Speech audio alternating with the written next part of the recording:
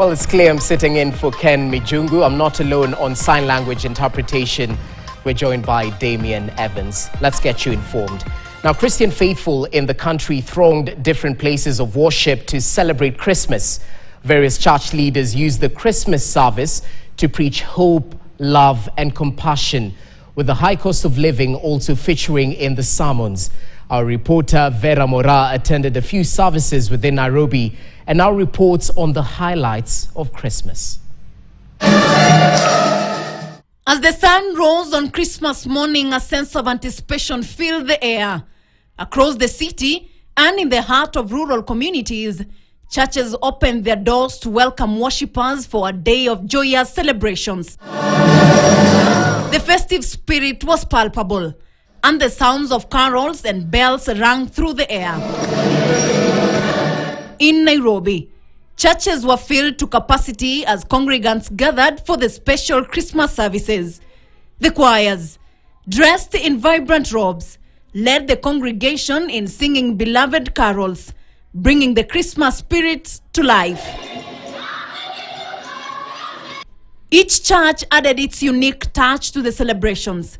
At All Saints Cathedral, the Christmas tree took center stage, reminding everyone the reason for the season, with the Archbishop Ole Sapit leading the service. At Holy Family Basilica, a special candlelit service brought a serene and reflective atmosphere.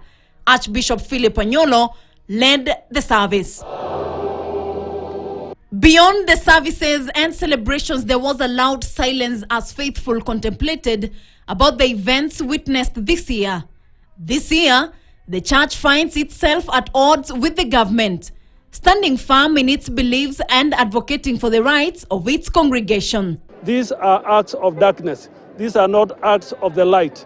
For any of those abductions in concealed vehicles or in the shadow of the unknown, only speak of us acting as agents of darkness. At Holy Family Basilica, to the youth, the issue of abduction weighs heavily in their hearts. So we are calling for immediate and unconditional release of our friends. We are calling for the IG of Police, Director of DCI, and the President himself.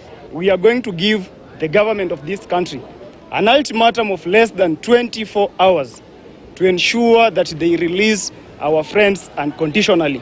Else, we are going to mobilize. We are going to call for a mother of protest to ensure that our young men, our fellow comrades are free. Because this government, the only language that they listen to is the language of the streets. The South Sudanese were not left out. They filled the All Saints Cathedral Church in their faith and the joy of the season as they celebrated their very own church service.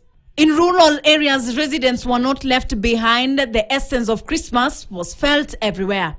As the twinkling lights of Christmas illuminate our hearts and our homes, it is important to remember the essence of this magical season.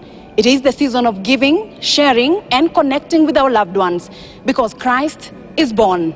Vera Mora, Holy Family Basilica, Nairobi County.